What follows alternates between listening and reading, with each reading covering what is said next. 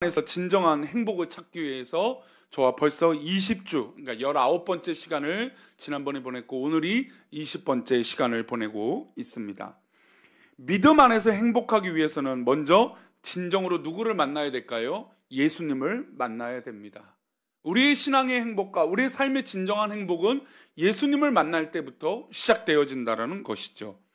진정으로 예수 그리스도를 만나고 나면 우리에게 변화가 일어나는데 그 변화는 어떤 변화가 일어나냐? 바로 죄에 대해서 인식하게 됩니다. 아, 내가 죄인이구나. 내가 하나님 앞에 불충했구나. 그런 죄의 고백을 또 그 죄의 인식을 깨닫게 되는 것이죠. 내 안의 죄를 깨닫고 하나님 앞에 거듭난 삶을 살기로 이제 방향을 정하게 됩니다. 이게 우리의 믿음의 삶이고 거듭난 삶인 것이죠. 거듭난 삶을 진정으로 살아가면 진정한 행복이 있게 되는 것이죠. 내 안에 죄가 있음을 깨닫고 이제 거듭난 사람으로서 아기 예수님의 탄생하심을, 그 탄생의 소식이 남의 일이 아니고 누구의 일이 되어야 될까요? 나의 일, 나의 고백, 나의 만남이 되어야 하는 것입니다. 이게 이제 19주 동안 있었던 진정한 행복이 과연 믿음 안에서 무엇인가에 대한 고민이에요. 그러면 이런 예수님을 만나고 또 죄에 대해서 인식하고 또 죄로 인해서 예수님께서 이 땅에 오셨다는 것은 이제 깨닫습니다. 그러면 우리는 과연 어떻게 살아가야 될까? 이제 방법적인 것들이 필요하겠죠. 그 방법이 어떻게 우리가 삶을 살아가야 되는가? 어떻게 해야 되는가? 이 험난한 세상, 쉽지 않은 세상, 우리는 과연 어떻게 해야 될 것인가? 이 해결책을 오늘 말씀을 통해서 이제 몇 주 동안 나누고자 합니다. 어떻게 믿음 생활을 잘 할 수 있는가? 그 해결책의 시작은 바로 한번 따라할까요? 성령님. 예, 그렇습니다. 바로 우리의 행복한 믿음의 삶을 살아가고 이 쉽지 않은, 녹록치 않은 이 세상을 살아가는 이 시대에 우리 믿음의 삶을 살아가는 우리들이 과연 어떻게 살아갈 수 있는 방법들을 취할 수 있는가? 그것은 바로 성령님이라는 것이죠. 영국에 정말 유명했던 범죄자가 한 명 있었습니다. 스로스트라고 하는 사람이 있었는데 이 사람은 감옥에서 흉악범으로 40년 동안 살았습니다. 뭐 동네에서는 말할 것도 없고 40년 동안 이 옥살이를 하는데도 그 감옥 생활도 제대로 하지 못해서 뭐 엄청나게 혼이 나기도 하고 매질을 당하기도 했습니다. 그런 사람이 40년이 지나서 이제 출소를 하게 됐죠. 이제 출소를 하는데 지낼 데가 없는 거잖아요. 40년 동안 복역을 했으니까. 어느 이제 무료 숙식하는 데가 있었는데 그게 바로 구세군. 요즘 뭐 이제 우리 명동이나 어디 가면 구세군 냄비에서 땅땅땅 이렇게 치면서 모금하는 그 구세군.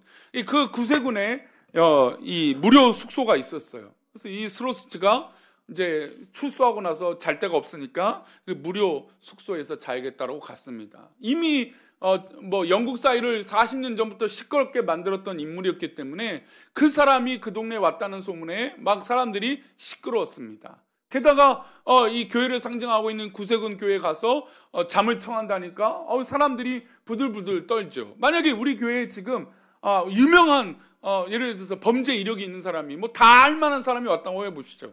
아마 예배를 드리다가도 계속 뒤를 돌아볼 거예요. 저 사람이 어떻게 하는 건 아닌가 막 그런 걱정이 되잖아요. 그런 사람이었어요. 근데 그 사람이 40년을 출소하고 와서 교회 와서 잔다니까 너무너무 걱정이 많이 됐죠. 이 사람이 과연 어떻게 할까? 모두 다 이런저런 걱정이 가득했습니다. 게다가 그날 밤에는 이 구세군에서 하는 집회가 있었어요. 집회가 있는데 예배에 방해를 할까봐 막 걱정이 너무 많은 거였죠. 어쨌든 이 집회는 예정된 대로 잘 진행이 되고 마쳤습니다. 그런데 이 스로스트가 하룻밤만 자고 갈 줄 알았는데 열흘이 지나고 한 달이 지나도 떠나지 않는 거예요. 그 어느 순간부터 열심히 마당을 쓸고 교회를 청소하는 모습들이 보여지기 시작합니다.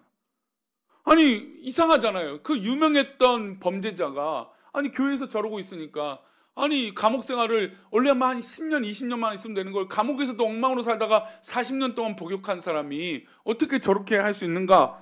그래서 이제 나중에 궁금해서 조심스럽게 묻습니다. 왜 당신은 교회를 떠나지 않고 이러고 있습니까? 라고 했더니 그 사람이 이 스로스가 이렇게 말합니다. 나는 감옥에 있으면서 나를 변화시키라고 400대를 넘게, 자기가 세봤대요. 400대를 넘게 매를 맞은 적도 있다.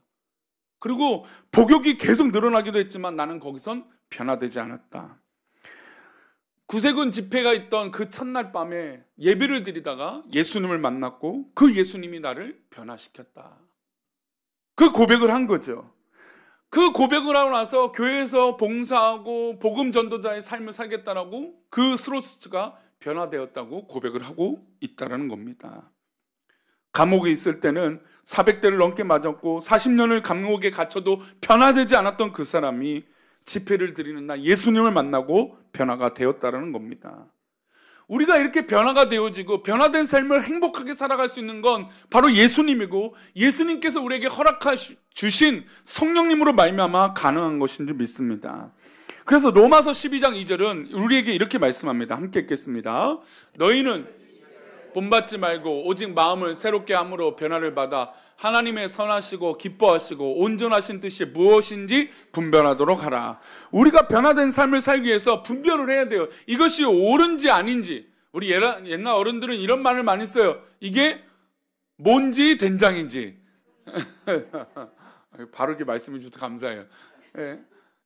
이게 뭔지 부여해야죠. 잘못된 거 먹으면 안 되잖아요. 우리 아이들이요, 가끔 보면 땅바닥에 있는 거 흘린 거 막 흙 묻은 걸 먹어요. 그럼 어른들은 뭐라고 말합니까? 아, 이거 지지야 그래요. 지저분하고 먹으면 안 돼 얘기합니다. 근데 아이들은 구별이 돼요, 안 돼요? 안 돼요. 그래서 먹고 싶은 거 그냥 땅에 떨어져도 먹습니다. 우리 어른들은 기적의 논리를 펼치죠. 우리 젊은 사람들은 요즘 뭐 유행하는 말이 있더라고요. 3초 만에 주워서 먹으면 된다고. 그게 어떻게 말이 됩니까? 근데 하여튼 뭐 아까우니까 음식 자체가 귀하고 뭐 그런 것으로 받아들이겠습니다. 근데 그래서 먹죠. 근데 우리는 보통 지지 더럽다 얘기를 합니다. 혹시 병균에도 묻고 더러운 것이 묻어서 탈이 날까봐 걱정된 마음으로 그런 얘기를 하는 것이죠. 분별력이 없으면 그게 뭐 그냥 옳은 대로 보여지는 대로 한단 말이죠. 요즘 뭐 이 전국이 너무나 혼란스럽고 안타깝습니다. 근데 정말 제가 이 믿음의 사람들이 이때 더 분별해야 된다는 생각이 들어요. 왜냐하면 정말 성탄절 예배를 드리는데도 여의도 순복음교회 예배하는 뉴스가 나오는데 아니 그냥 그 뭐 야당과 여당 뭐 다 뭐 와서 예배를 드리더라고요. 보세요. 아니 평소에 교회도 안 다니던 사람들이 성탄절 가서 예배를 드리는 거예요. 그런데 믿음의 사람들은 그것을 보면 감동이 있어요, 없어요? 감동이 없으세요? 저는 그래도 감동이 있어요. 그러니까 실망스러우신 분들은 감동이 없을 수 있어요. 근데 저는 아니 어쨌든 예배당에 있으니까 참 기해요. 그런데 저희가 그러면서 느끼는데 분별해야 된다. 이게 표를 위해서 앉아 있는 것인지 진짜 예배를 드리고 위해서 앉아있는지 분별해야겠다 그런 생각은 들더라고요. 세상 사람들은 교회조차도 자신의 방법과 수단이 되면 이용하는 게 교회가 되는 거예요. 그러나 믿음의 사람들은 분별이 하기 어렵잖아요. 진짜 예배를 드리는 사람이 있는지 아니면 정말 거짓으로 예배 자리에 있는 것인지 아니면 그냥 누가 눈치 보이기 위해서 아니면 정치적인 메시지를 위해서 앉아있는지 알 수 없잖아요. 이게 분별한다는 게 쉽습니까? 어렵습니까? 생각보다 쉽지 않습니다. 여러분 우리가 다 사기꾼을 걸러낼 수 있을까요? 어렵죠. 여러분 작정하고 우리를 속이려면요 안 속아 넘어갈 수 없어요. 보통 요즘 사기는요 하루에 끝내지 않는데요. 한 달, 두 달, 6개월, 1년 동안 작업을 한다는 거예요. 그래서 예전에 제가 참 중고 거래를 많이 했는데 요즘은 이제 직접 만난 중고 거래 어른들도 잘 아시더라고요. 뭐 한다고 하죠? 당근한다고 하죠. 당근. 뭐 광고하는 건 아니고요. 근데 이게 당근한다면서 중고 거래를 하거든요. 직접 만나서. 근데 예전에는 어떤 유명한 카페가 있어서 거기서 이 택배로 거래하고 뭐 이렇게 싸게 사고 막 그랬어요. 근데 한 유명한 사기꾼이 1년 동안 조금씩 싸게 판 거예요. 그것도 이제 상품권을 5만 원짜리 상품권을 한 4만 7천 원, 4만 6천 원 이렇게 조금씩 싸게 팔아요. 그걸 어느 날은 4만 5천 원에도 파는 거예요. 그러다가 한 6개월, 1년 동안 뭘 쌓아요? 신뢰를 쌓는 거예요. 그리고 이제 때가 되면 어떻게 될까요? 어느 날 제가 오늘 엄청나게 세일을 해서 한 4만 4천 원, 5만 원을 4천 원 하니 4만 4천 원에서 얼마나 쌉니까? 그쵸? 그거를 4만 4천 원에 판단 광고를 딱 하니까 수천 명, 수만 명이 몰려들어서 내가 사겠다고 해서 뭘부터 보낼까요? 입금부터 먼저 하라고 하잖아요. 입금을 합니다. 그럼 이제 그때부터 어떻게 될까요? 하루가 지나고 이틀이야. 왜냐면 이제 기간이 필요해요. 다 수금을 해야 되니까. 그래서 그 돈을 가지고 기간을 버는 거예요. 아, 우리 여기 주말에 껴 있으니까 저희 언제까지 보내겠습니다. 약속을 합니다. 그리고 5일이 지나고 일주일 되자 연락이 될까요? 안 될까요? 안 돼요. 수십억을 했는데요. 이게 지금 사실 우리나라뿐만 아니라 전 세계적으로도 이런 사기들이 많은 거예요. 폰지 사기든 뭐 이런 방법들. 그러니까 오랫동안 신뢰를 쌓고 그 신뢰를 이용해서 사기를 치는 사기꾼들이 뭐 보이스피싱 뭐 이런 것들을 제외하고 하여튼 그런 범죄들이 굉장히 많다라는 거예요. 작정하고 우리를 속이려면 나는 사기를 안 당해봐서 뭐 괜찮아. 여러분 절대 착각하면 안 돼. 안심하면 안 됩니다. 물론 그렇다고 우리가 늘 걱정만 해서 야, 저 사람도 사기꾼이고 이 사람도 사기꾼 그렇게는 너무 피곤하지만 그러나 조심해야 될 부분들 분별할 필요가 있다라는 거예요. 그런데도 쉽습니까? 어렵습니까? 어렵다는 얘기죠. 오늘은 주님께서 분별하라고 하는 바울사를 통해서 말씀하신데 이렇게 우리 2절 말씀 다시 한번 보겠습니다. 어떻게 분별할 수 있는가? 너희는 이 세대를 본받지 말고 오직 마음을 새롭게 함으로 변화를 받아. 이 세대를 본받지 말라. 이 세상을 본받지 말고 마음을 새롭게. 우리 19주 동안 배웠습니다. 마음을 새롭게 할 수 있는 비결은 누구를 만날 때예요? 바로 예수님을 만날 때예요. 예수님을 만나서 내 마음이 변화가 되면서 뭘 없애요? 죄를 없앱니다. 죄를 없애면서 누구를 받아들여요? 예수님을 받아들이고 내 안에 예수님을 가득 채웁니다. 이게 바로 새롭게 한다라고 하는 증거예요. 과정입니다. 자, 그렇게 예수님으로 인해서 변화를 받아서 하나님의 선하시고 기뻐하시고 온전한 뜻이 무엇인지 어떻게 하라고요? 분별하는. 그러면 우리 성도님들 어떻게 분별할까요? 무슨 수로 분별할까요? 분명히 예수님께서는 이런 날을 허락하셨어요. 우리 이사야 40장 5절인데요. 함께 읽겠습니다. 여호와 영광이 나타나고 모든 육체가 그것을 함께 보리라. 이는 여호와 입이 말씀하셨느니라. 하나님께서 분명히 이사야서를 통해서 약속하셨어요. 우리 모두 다 하나님의 영광을 보는 날을 허락하실 것이다. 그런데 지금 분별하기 어려운 일들이 있단 말이죠. 그러면 이 날을 함께 볼 수 있는 방법은 과연 무엇일까? 분별할 수 있는 능력은 무엇일까라고 하는 질문이에요. 성경은 분명 미래에 정말 밝은 미래를 허락하시고 영광의 날을 주신다고 하는데 과연 우리는 어떻게 이 영광의 날을 볼 수 있느냐 이겁니다. 우리 성도님들 어떻게 볼까요? 예수님은 그래서 요한복음을 통해서 이 약속들을 하십니다. 요한복음 4장 13절입니다. 함께 읽겠습니다. 예수께서 대답하여 이르시되 이 물을 마시는 자마다 다시 목마르니 이 우물가에서 한 여인을 만나면서 이 우물을 아무리 마셔도 우리는 목마를 것이다. 그런 얘기를 하십니다. 그러면 그 여인이 묻겠죠. 예수님 왜 이 물을 마시지 말고 다 어떤 물을 마셔야 우리가 목마르지 않게 될 것입니까? 라고 질문하겠죠. 우리 또한 그렇습니다. 어떻게 이 세상 분별하기 어려운 이 세상을 어떻게 분별할 수 있겠습니까? 그리고 하나님께서는 약속하셨는데 영광의 날을 어떻게 보겠습니까? 라고 하는 질문을 아마 할 수 있을 겁니다. 그래서 예수님께서는 이런 영광을 소개하십니다. 우리 14절입니다. 함께 읽겠습니다. 내가 주는 물을 마시는 자는 영원히 목마르지 아니하리니 내가 주는 물은 그 속에서 영생하도록 솟아나는 샘물이 되리라. 내가 주는 물, 즉 이 우물의 물이 아니라 내가 주는 물을 마시는 자는 영원히 목마르지 않는다라는 겁니다. 우리가 고민하고 염려하고 분별하지 못하는 것을 이 물을 마시면 영원히 해결되어진다는 거죠. 분별하지 못했던 것을 이 물을 마시면 분별할 수 있다라는 겁니다. 그럼 이 물은 무엇입니까? 바로 성령의 물이죠. 영원히 목마르지 않게 되는 성령의 체험을 할 때 가능하다는 겁니다. 예수님께서 명절 끝날 때 큰 소리로 외쳐서 말씀하십니다. 예수님이 보통 큰 소리를 외쳐서 말씀 안 하세요. 물론 뭐 사람들이 많이 모였기 때문에 언덕 밑에서 산 위로 소리를 크게 내시면서 얘기하지만 막 소리를 막 저처럼 막 크게 내시거나 그렇지는 않으세요. 그런데 예수님이 어느 날 명절 마지막 날 끝날 무렵에 큰 소리를 한번 내신 적이 있습니다. 우리 요한복음 7장 37절입니다. 함께 읽겠습니다.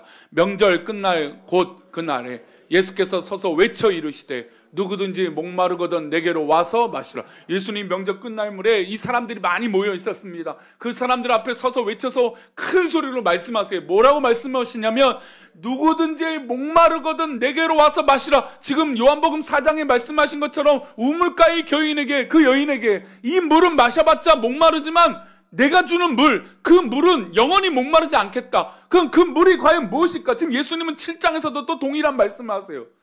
누구든지 내게로 오면 목마름이 해결된다는 겁니다. 그 물은 무엇일까요? 바로 38절입니다. 함께 읽겠습니다. 나를 믿는 자는 성경의 이름과 같이 그 배에서 생수의 강이 흘러나오리라 하시니, 바로 성령님의 경험이 있으면 말씀을 통해서 우리 배에서 생수의 강물이 흘러나온다는 겁니다. 그래서 39절에 그렇게 명확하게 예수님 말씀하세요. 함께 읽겠습니다. 이는 그를 믿는 자들이 받을 성령을 가르쳐 말씀하신 것이라. 예수께서 아직 영광을 받지 아니하셨으므로 성령이 아직 그들에게 계시지 아니하시더라. 자, 예수님께서 약속을 하셨습니다. 영원한 목마르지 않는 성령, 그 성령을 받아야 된다. 그 물을 마시면 목마르지 않는다. 영원히 누릴 수 있다라고 방법을 알려주셨습니다. 이 세상은 분별하기 어려운데 성령이 임하면 분별할 수 있다라고 말씀하셨어요. 그런데 아직은 때가 되지 아니했습니다. 이때는 어느 때입니까? 바로 예수님이 십자가에 달려 돌아가시고 승천하시고 제자들에게 약속하신 그 성령이라는 것입니다. 그러니 우리는 성령을 받아야 됩니다.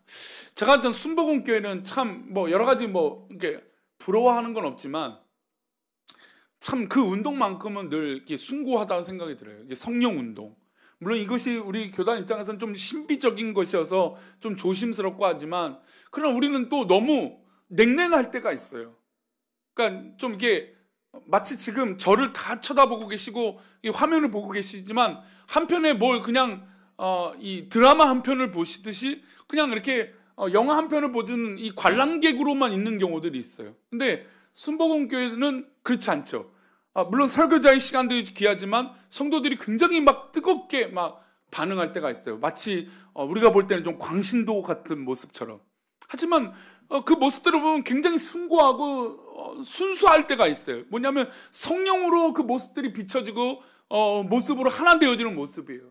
그러니 사실 저도 그래서 예배 시간에 다른 건 못해도 그래도 중간에 사도신경 외우고 나서 우리 함께 찬양하고 기도한 시간을 갔습니다. 그 찬양하고 기도하는 시간을 왜 갔냐면 성도님들이 좀 이 예배에 참여자가 되시라는 거예요. 그 참여자가 되는 것뿐만 아니라 성령님이 우리 성도님들과 함께하는 그 누림을, 자유함을 누리기를 바라는 마음으로 이런 시간을 갖죠. 사실 예배 전에 할까 이런 고민도 많아요. 근데 너무 딱딱한 예배가 될 것 같기도 해요. 사실 이거보다 더 찬양을 많이 하고 싶은 생각이 들기도 합니다. 이런저런 생각이 많이 들어요. 근데 그 고민은 무엇 때문이냐면 바로 우리 성도님들이 성령님에 반응하는 예배, 어느 날 갑자기 우리 성도님들 막 나에게 감동이 되는 말씀이 있을 수 있잖아요. 그러면 여러분 주저하지 마시고 붙들고 기도하세요. 성령님 역사하심을 믿고 의지하세요. 아멘. 또 여러 가지로 하나님의 음성이 들리거든 반응하 보세요. 예. 그 반응의 목소리를 듣고 하나님 내가 여기 있습니다라고 고백하면 그게 바로 성령의 역사예요. 만약에 우리 예배 드리다가 막 은혜를 받아서 흐느껴요. 여러분 우리는 막 겼는지로 왜 예배 시간에 왜 울지? 그러지 말라는 것이죠. 성령님으로 말미암아 서로 감동된 예배를 드리는데 즐겁게 찬양해주고 즐겁게 기뻐해주고 즐겁게 인정해주자는 겁니다. 근데 우리는 너무 정형화된 예배를 드리고 있다는 거예요. 너무 다 똑같은 예배를 드리고 있는 거예요. 물론 그렇다고 해서 지금 예배를 드리는데 목사님만 아멘 막 이러면서 할 수는 없잖아요. 그럼 또 유난하게 저렇게 한다 그런 얘기를 하니까 그럴 수는 없지만 튄다라고 들으니까 그럴 수는 없지만 그러나 내 안에 분명히 감동된 하나님의 역사가 있지 않겠습니까? 여러분 성령님의 그 역사가 있지 않겠습니까? 여러분 그 역사가 있을 때 우리가 바르게 판단할 수 있다니까요.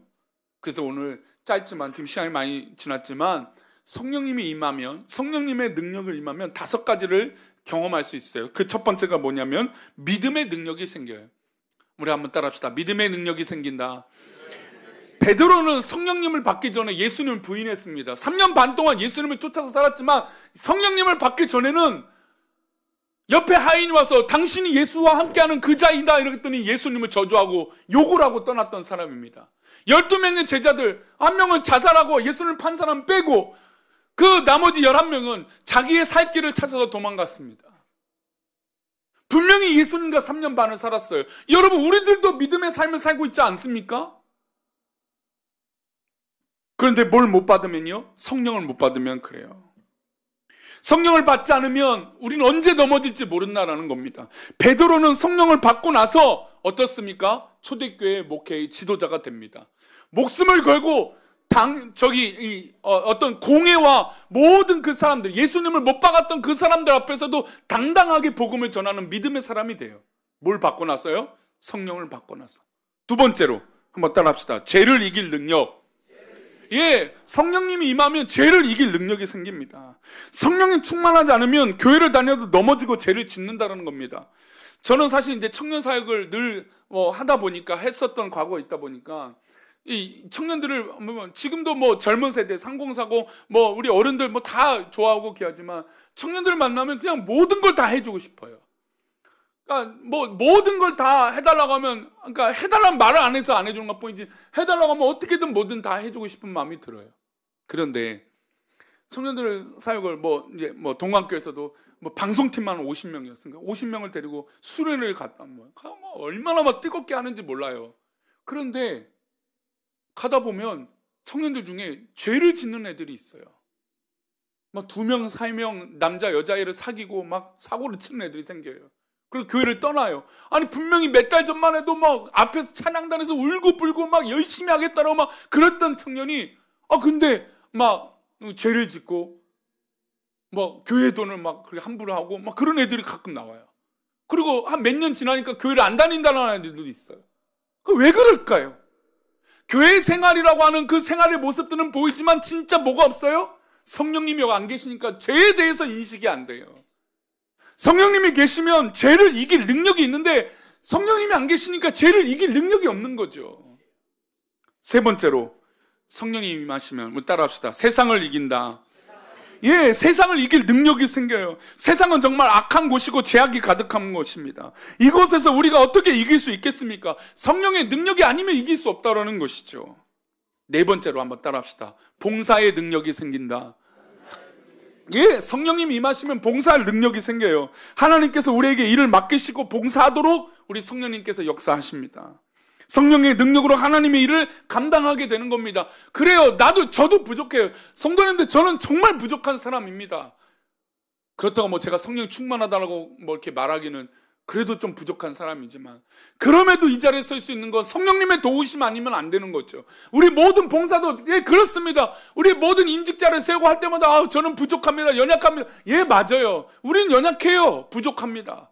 하지만 성령께서 그 일을 하신다는 거죠.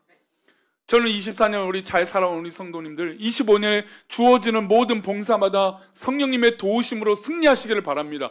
아니 그런 체험이 있어야 되는 거 아니에요? 내가 연약하지만 내가 하나님 앞에 순종했더니 하나님께서 채워주십니다. 아니 이걸 경험해야 정말 좋은 믿음의 신앙의 텃밭이 생기는 거 아니겠습니까? 마지막으로 따라합시다. 전도의 능력이 생긴다. 예, 맞습니다. 성령님 임하시면 복음의 능력이 생겨요. 영국교회, 미국교회, 우리나라, 중국교회에서도 한참 그랬고, 북한 땅도 그랬고요. 여러분, 믿음의 부흥이 일어나는 곳곳마다 어떻습니까? 놀라운 복음의 역사가 일어나요. 초대교회는 안 그랬습니까? 복음의 역사, 성령의 역사라니까 폭발적인 복음의 역사가 일어나요. 저도 우리 교회에, 물론 외적인 성장을 저는 말씀드리는 건 아닙니다. 그러나 영적인 성장은 있어야 되는 거 아니겠습니까? 그 영적인 성장은 어디서 있습니까? 바로 성령님이 임하실 때라는 것이죠. 그러니 우리 모두 예수님 약속을 믿고 성령 충만해지시기를 소망합니다. 우리는 다 외우고 있는 말씀, 요한복음 1장 8절 말씀, 우리 주님께서 이 약속하시지 않습니까? 사도행전 1장 8절 말씀을 함께 읽겠습니다. 시작. 오직 성령이 너에게 임하시면 너희가 권능을 받고 예루살렘과 온 유대와 사마리아와 땅끝까지 이르러 내 증인이 되리라 하시니라. 성령님이 임하시면 너희가 뭘 받는다고요? 능력 받는다고요. 능력 받는다고요. 예전에는 너무 이 권능 받는 게 신비적이었어요. 그 권능만 받으면 다 되는 거라고 생각했어요. 아니, 그게 성령을 받은 게 아니라 내가 높아진 거죠. 근데 진짜 성령이 임하시면 좀 전에 5가지 말씀드린 뭐였습니까? 첫 번째, 믿음의 능력이에요. 두 번째 뭐였습니까? 죄를 이길 능력이에요. 세 번째 무엇입니까? 세상을 이길 능력이에요. 네 번째 무엇입니까? 봉사할 능력이 있어요. 5번째 무엇입니까? 복음, 전도의 능력이 생기는 거예요. 여러분, 이것은 성령이 임할 때 가능한 것입니다. 우리 이 예배를 드린 성도님들, 예수님의 약속이자 명령이신 성령을 받으시길 바랍니다. 성령이 임하시면 우리가 권능을 받고 증인이 되는 것입니다. 증인은 부담스럽거나 선택적인 것이 아니라 성령님이 임하시면 충분한 것이죠. 그리고 성령님이 임하시면 참 행복합니다. 그리고 참 평안이 있는 것입니다. 그러니 우리 성도님들 성령 충만하십시오. 성령의 능력으로 살아가십시오. 그러니 우리 모두 성령 충만함으로 진정한 행복의 믿음의 삶을 사시기를 축원합니다. 우리 예수 안에 소망이 있네 1절을 한번 찬양할 텐데, 이 가사를 잘 보시면 예수 안에 소망이 있네, 내 빛과 힘 나의 노래, 환난 중에 도우시는 주 나의 견고한 반석, 크신 사랑 크신 평화 두려움에서 날 건지네, 내 위로자 내 모든 것. 이 가사의 의미가 성령 충만한 가운데 우리